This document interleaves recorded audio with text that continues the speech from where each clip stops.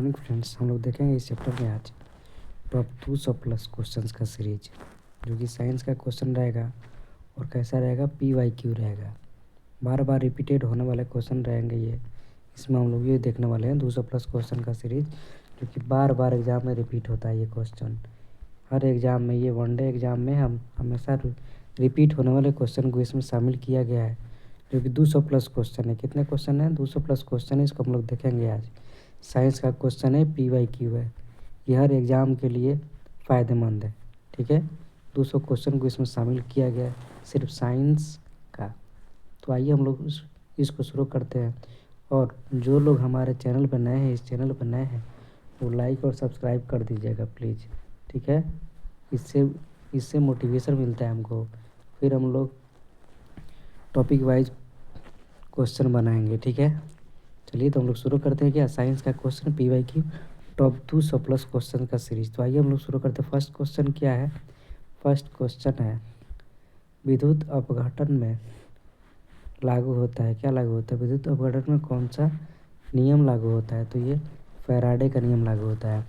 विद्युत अपघटन में कौन सा नियम लागू होता है? तो फैराडे का नियम लागू होता है। ठीक है, दूसरा क्वेश्चन है, ध्वनि किस रूप में यात्रा करती है? तो ध्वनि यानी साउंड, तो ये अनुदैर्ध्य तरंगों के रूप में। ध्वनि किस रूप में यात्रा करती है? तो अनुदैर्ध्य तरंगों के रूप में यात्रा करती है। नेक्स्ट देखते हैं हम लोग क्वेश्चन, सोनार मुख्यतः, सोनार का फुल फॉर्म आप लोग जानते ही होइएगा।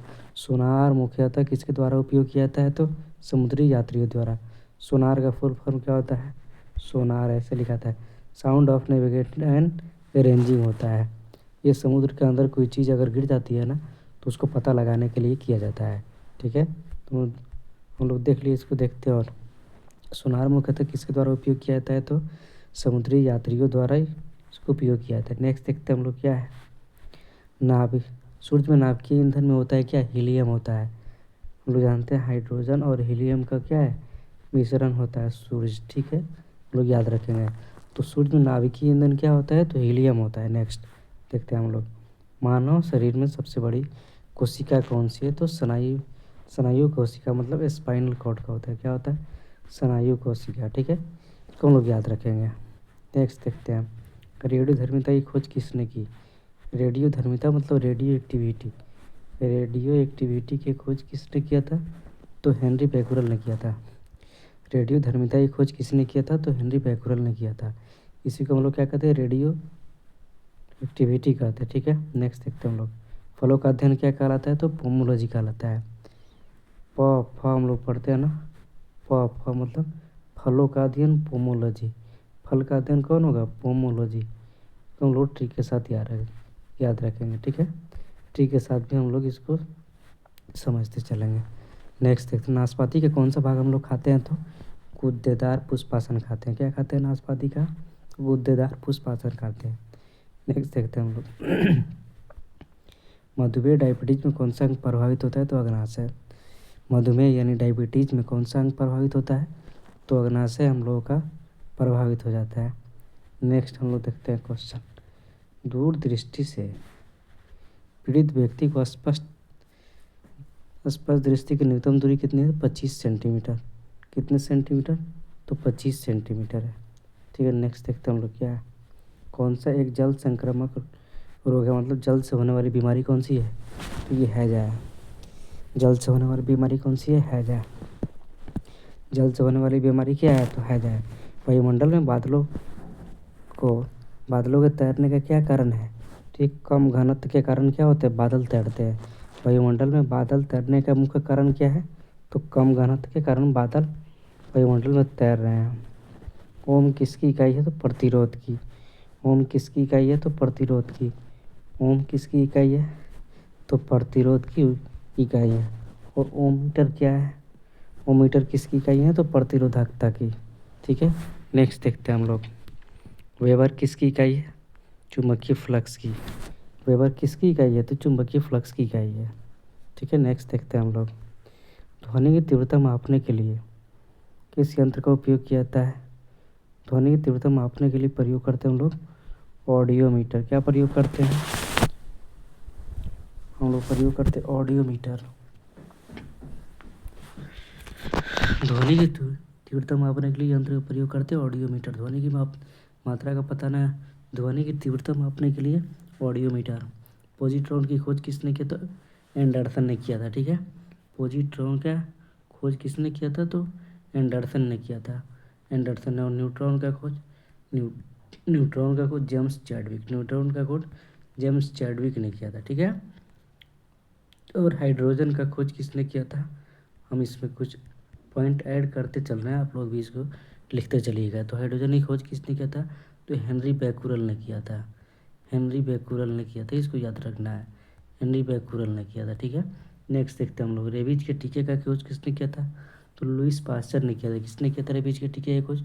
लुई पास्चर ने किया था। किसकी खोज? रेबीज के टीके की खोज।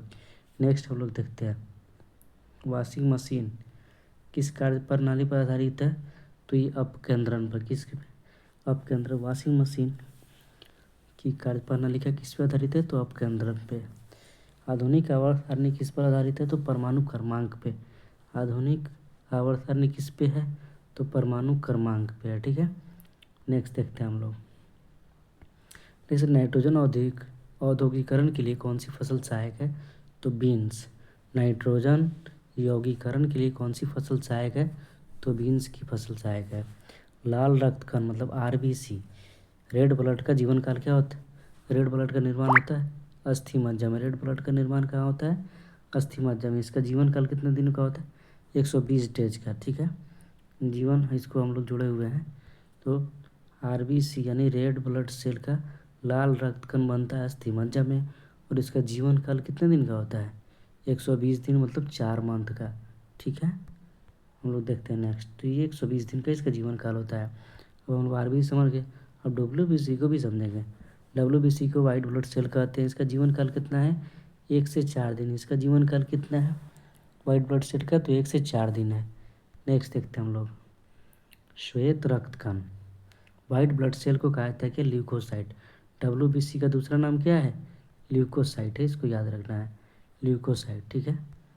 अब देखो लाल रक्त कण को ये कहा जाता है इरिथ्रियोसाइट। क्या कहता है लाल रक्त कण को?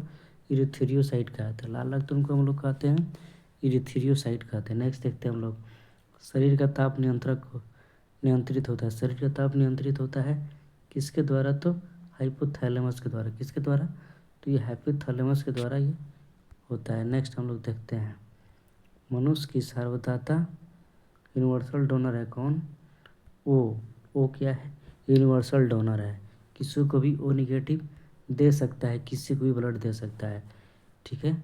और देखते हैं हम लोग, मनुष्य की सर्वग्राही रक्त समूह मतलब यूनिवर्सल रिसेप्टर, इसको एक्सेप्टर भी कहते हैं। तो ये किसी भी कोई भी ब्लड ये क्या कर सकता है? ले सकता है, कोई भी ब्लड। हम लोग जानते हैं कितने टाइप के ब्लड होते हैं? तो ए होता है, ए बी होता है, बी होता है, ओ होता है, मतलब मेनली 4 टाइप का ही ब्लड होता है, ठीक है। रक्तचाप को मापने वाला यंत्र क्या कहलाता है? स्फिगोनोमैनोमीटर। ब्लड प्रेशर जिसे मापते हैं हम लोग, उस पार्टिकल का क्या नाम है? उस यंत्र का नाम स्फिगोनोमैनोमीटर है, इसको याद रखेंगे। ब्लड बैंक कहा जाता है, ब्लड बैंक प्लीहा को कहा जाता है। आरबीसी का कब्रिस्तान भी इसी को कहते हैं। आरबीसी का कब्रगाह भी बोलेगा। आरबीसी का कब्रगाह किसको कहते हैं? तो प्लीहा को कहते हैं, याद रखना है। नेक्स्ट देखते हैं हम लोग, भोजन का पाचन कहाँ से स्टार्ट होता है? तो मुख से। भोजन का पाचन प्रारंभ होता है कहाँ से? मुख से, ठीक है। पचे हुए भोजन का अवशोषण कहाँ होता है? पचे हुए भोजन का अवशोषण होता है, ये क्वेश्चन गलत बनाया है। अवशोषण पूछेगा पचे हुए भोजन का तो बड़ी आंत में होता है, ठीक है।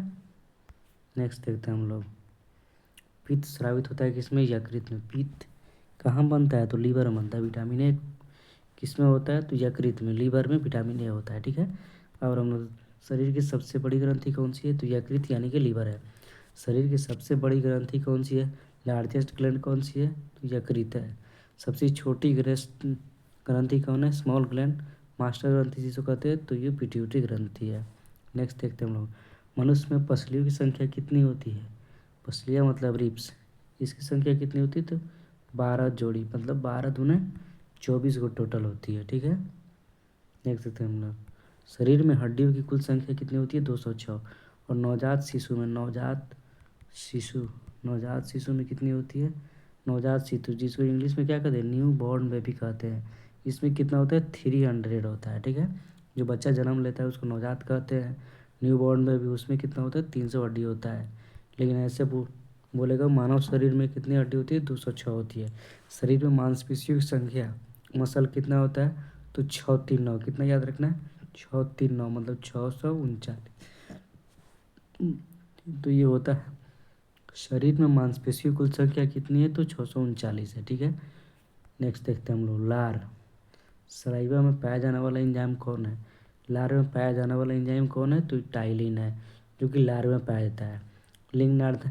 लिंग निर्धारण कहाँ से होता है? तो पुरुष क्रोमोसोम पे होता है। किस पे होता है लिंग निर्धारण? तो पुरुष क्रोमोसोम पे होता है। ठीक है, मनुष्य का हृदय होता है क्या? 4 कोष्ठीय। मनुष्य का जो हार्ट होता है उसमें कितने चैम्बर होते हैं? तो 4 चैम्बर होते हैं मनुष्य के हार्ट में। ठीक है, नेक्स्ट देखते हैं हम लोग। शरीर में गुणसूत्रों की संख्या पाई जाती है कितना? 46, यानी कि 23 जोड़ा या 46। ठीक है, क्रोमोसोम की संख्या पाई जाती है। नेक्स्ट देखते हैं हम लोग। शरीर का सबसे बड़ा अंग कौन सा? लार्जेस्ट ऑर्गन, तो ये त्वचा है। ठीक है, शरीर का सबसे बड़ा अंग कौन सा है? तो त्वचा है। शरीर की सबसे छोटी बड़ी सबसे बड़ी कोशिका कौन सी है? तो तंत्रिका तंत्र है। सबसे बड़ी कोशिका क्या है? तंत्रिका तंत्र है। शरीर में अमीनो एसिड की कुल संख्या 22। शरीर में अमीनो एसिड की कुल संख्या कितनी है? 22। शरीर में प्रतिदिन मूत्र बनता है 1.5 लीटर। शरीर में प्रतिदिन मूत्र बनता है कितना? 1.5 लीटर। मूत्र का दुर्गंध देता है क्योंकि यूरिया के कारण। किसके कारण? यूरिया के कारण दुर्गंध देता है। मानव मूत्र का पीएच मान कितना है? 6। मानव मूत्र का पीएच मान कितना है? 6 है। ठीक है, नेक्स्ट देखते हूँ। शरीर का सामान्य तापमान होता है 98.6 डिग्री फ़ारेनहाइट, और सेल्सियस में कितना होता है? 37 डिग्री या 310 केल्विन। कितना होता है? 37 डिग्री सेल्सियस या 310 केल्विन। क्वेश्चन, मानव शरीर में टिबिया नामक हड्डी पाया जाता है तो पैर में। फिबिया, टिबुला, पटेला, ये सब कहाँ होता है? पैर में होता है। ठीक है, हम लोग देखते हैं नेक्स्ट। दांत और हड्डियों की संरचना के लिए आवश्यक है क्या? कैल्शियम और फास्फोरस। दांत और हड्डियों की संरचना के लिए आवश्यक है क्या? कैल्शियम और फास्फोरस। कैल्शियम और फास्फोरस। रुधिर को थक्का जमाने में सहायक होता है कौन? प्लेटलेट सहायक होता है। रुधिर को थक्का जमाने में सहायक कौन होता है? तो प्लेटलेट होता है। नेक्स्ट देखते हैं हम लोग। मस्तिष्क तथा सिर के अध्ययन को कहते हैं क्या? फ्रेनोलॉजी। क्या कहते हैं? मस्तिष्क तथा सिर के अध्ययन क्या कहलाता है? फ्रेनोलॉजी कहलाता है। श्वसन के दौरान सर्वाधिक मात्रा में ली गई गैस होती है नाइट्रोजन। वायुमंडल में भी हम लोग जानते हैं नाइट्रोजन कितना % है? तो वायुमंडल में नाइट्रोजन है 78%। इसको याद रखना है। ठीक है, जीवित जीवाश्म कौन होता है? तो साइकस होता है। जीवित जीवाश्म साइकस होता है। जीवित जीवाश्म साइकस होता है, इसको याद रखना है। नेक्स्ट, मिनी माता रोग किससे संबंधित है? तो जल में मरकरी के प्रदूषण से मिनी माता रोग होता है। मिनी माता रोग किसके कारण होता है? तो जल में मरकरी की प्रदूषण के कारण होता है। नेक्स्ट देखते हैं हम लोग। मानव त्वचा का अध्ययन करने वाला विज्ञान क्या कहलाता है? तो डर्मेटोलॉजी। डर्मेटोलॉजिस्ट कहलाता है। जो त्वचा का अध्ययन करता है उसको क्या कहते हैं? डर्मेटोलॉजिस्ट कहते हैं। नेक्स्ट देखते हैं हम लोग। कीड़ों का अध्ययन करने वाला विज्ञान कहलाता है एंटोमोलॉजी। एंटोमोलॉजी मतलब कीटों का अध्ययन, कीड़ों का अध्ययन। ठीक है, एंटोमोलॉजी कहते हैं उसको, कीड़ों का अध्ययन, कीटों का अध्ययन। पित्त किसके द्वारा पैदा होता है? तो यकृत लीवर के द्वारा पित्त का निर्माण होता है। नेक्स्ट देखते हैं हम लोग। मानव शरीर में रुधिर ब्लड बैंक का कार्य होता है कौन करता है? तो तिल यानी स्प्लीन। ठीक है, पलिया भी इसको कहते हैं। नेक्स्ट देखते हैं हम लोग। क्या शरीर में हीमोग्लोबिन का कार्य होता है क्या? ऑक्सीजन का परिवहन। हीमोग्लोबिन का कार्य होता है ऑक्सीजन का परिवहन। हीमोग्लोबिन में क्या होता है? तो लोहा होता है। फेरस। हीमोग्लोबिन में क्या होता है? लोहा होता है। हीमोग्लोबिन में क्या होता है? लोहा होता है। नेक्स्ट, मानव शरीर में खून किसके उपस्थिति के कारण नहीं जमता है? तो हिपेरिन के कारण नहीं जमता है। मानव शरीर में खून किसकी उपस्थिति के कारण नहीं जमता है? हिपेरिन के कारण। रुधिर में प्लाज्मा में रुधिर के प्लाज्मा में किसके द्वारा एंटीबॉडी का निर्माण होता है? तो लिम्फोसाइट के द्वारा एंटीबॉडी का निर्माण होता है। लाल रक्त कण आरबीसी का को आरबीसी का शमशान मतलब आरबीसी का कब्रगाह किसको कहते हैं? तो पलिया को कहते हैं। क्रेब्स चक्र में किसका संश्लेषण होता है? तो पायरुविक एसिड का संश्लेषण होता है। क्रेब्स चक्र में किसका संश्लेषण होता है? तो पायरुविक अम्ल का संश्लेषण होता है। मानव शरीर में यूरिया का निर्माण कहाँ होता है? तो यकृत में होता है। मानव शरीर में यूरिया का निर्माण कहाँ होता है? यकृत में उसका निर्माण होता है। रक्त की अशुद्धियाँ किस रंग में आकर जाकर छनती है? तो वृक्क में यानी किडनी में। रक्त में जो अशुद्धि होती है वो कहाँ आकर छनती है? तो किडनी में आकर छनती है। श्वसन की क्रिया कहाँ संपन्न होती है? तो माइटोकॉन्ड्रिया में। श्वसन की क्रिया कहाँ संपन्न होती है? तो माइटोकॉन्ड्रिया में संपन्न होती है। सर्वदाता, अब हम देखते हैं वन लाइनर क्वेश्चन।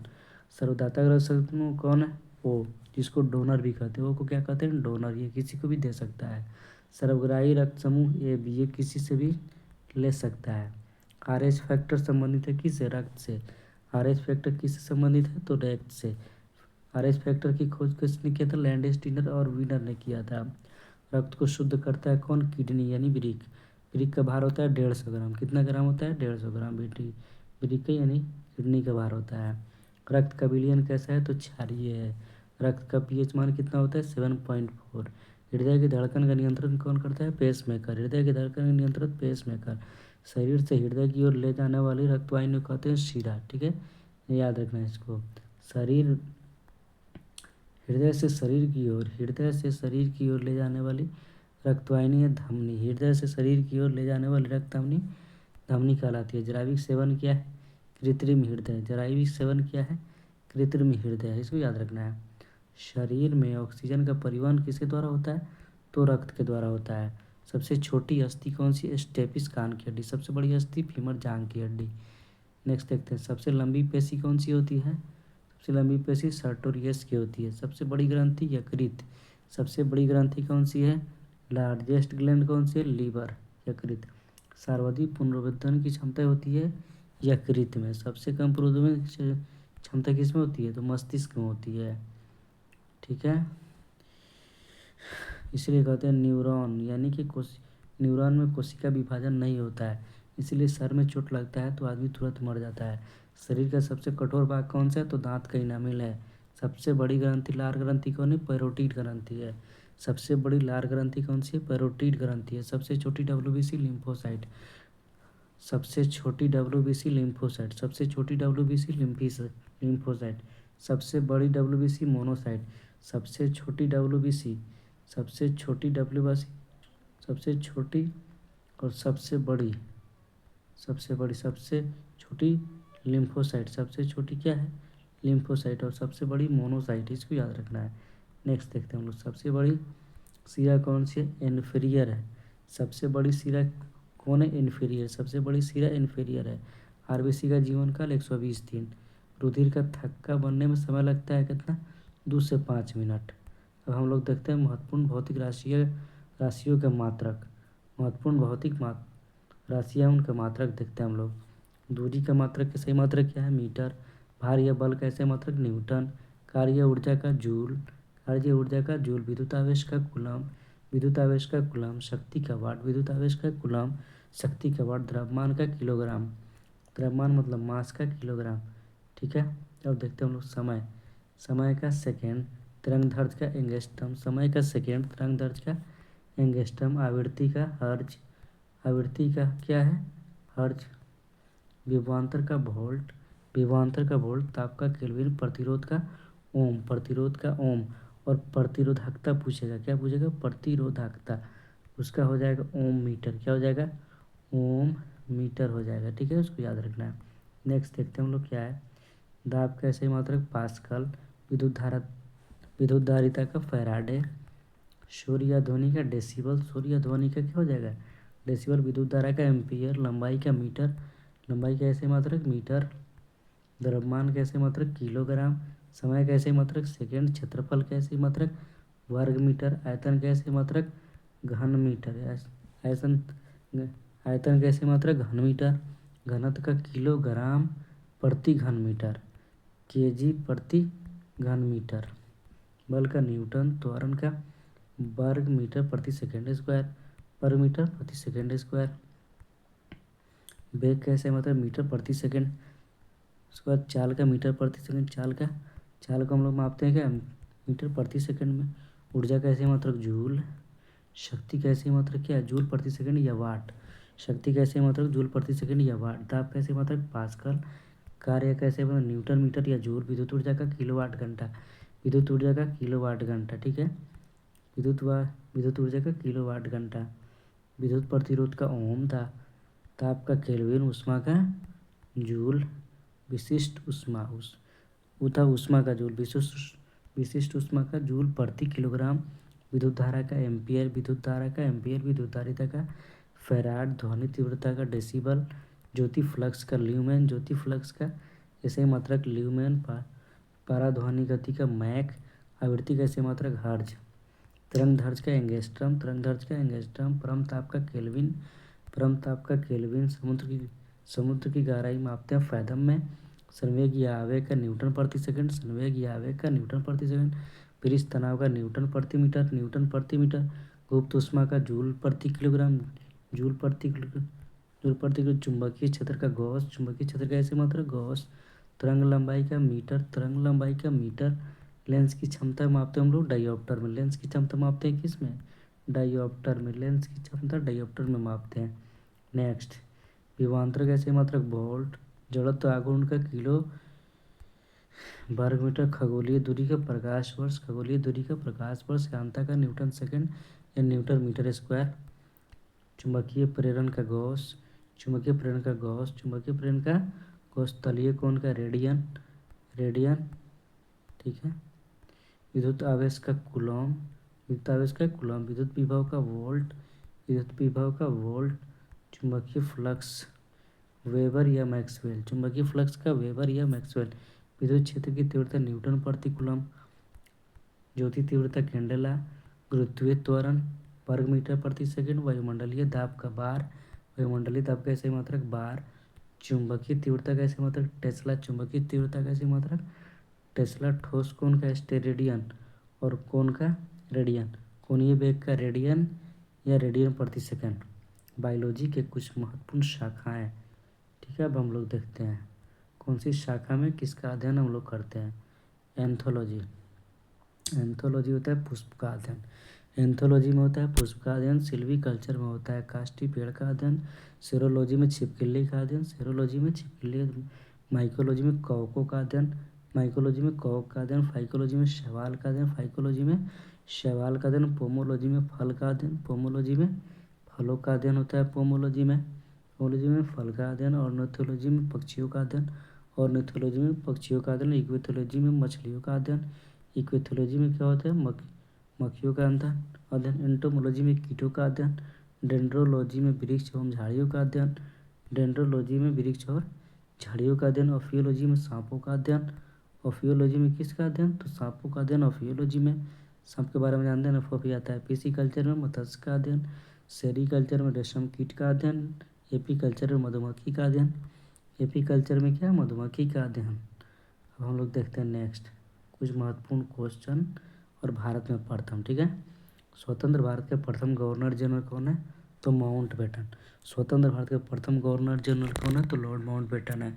भारत का प्रथम वायसराय लॉर्ड कैनिंग। भारत का प्रथम वायसराय कौन है, तो लॉर्ड कैनिंग। भारत की प्रथम महिला राजदूत कौन है, विजया लक्ष्मी पंडित। भारत की प्रथम महिला राजदूत कौन, विजया लक्ष्मी पंडित। भारत के प्रथम परमाणु रिएक्टर का नाम क्या है, अप्सरा।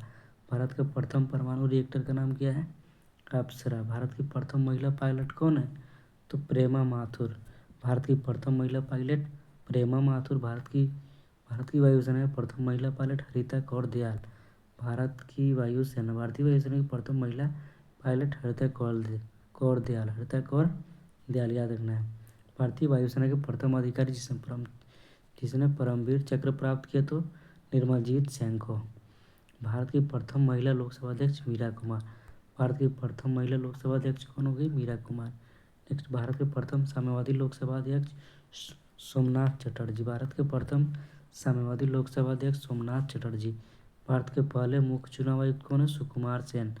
भारत के पहले मुख्य चुनाव आयुक्त सुकुमार सेन। भारत के पहले गृह मंत्री कौन है, सरदार वल्लभ भाई पटेल। पहले होम मिनिस्टर कौन है, सरदार वल्लभ भाई पटेल। भारत के पहले रक्षा मंत्री कौन थे, सरदार बलदेव सिंह। भारत के पहले रक्षा मंत्री सरदार बलदेव सिंह। भारत के पहले वित्त मंत्री कौन है, आर.के. शनमुखम शेट्टी हैं, ठीक है। देखते हैं हम लोग भारत प्रश्न, भारत के लिए पहले केंद्रीय शिक्षा मंत्री कौन है? मौलाना अबुल कलाम आज़ाद। मौलाना अबुल कलाम आज़ाद क्या पहले केंद्रीय शिक्षा मंत्री है। ठीक है, तो आज के लिए इतना ही। वीडियो कैसा लगा कमेंट करके आप लोग बताइएगा। ये वन लाइनर क्वेश्चन था, हर एग्ज़ाम के लिए ये इम्पोर्टेंट है। ठीक है, कमेंट करके आप लोग ज़रूर बताइएगा वीडियो कैसा लगा, कमेंट करके बताइएगा प्लीज़। और सपोर्ट कीजिएगा, लाइक कीजिएगा आप लोग, और चैनल पर नया तो सब्सक्राइब कीजिएगा। ठीक है, और अगर किसी को PDF चाहिए इसका तो 92 792 96 200 पे मैसेज कर दीजिएगा, व्हाट्सअप नंबर है इस पर। क्या करना है, व्हाट्सअप करना है। ठीक है, और वीडियो कैसा लगा बताना है, व्हाट्सअप करना है 92 792 96 200 पर मैसेज करना है। ठीक है, वीडियो कैसा लगा कमेंट करके ज़रूर बताएं। आज के लिए इतना ही। Thanks for watching, thanks for watching. आज के लिए इतना ही।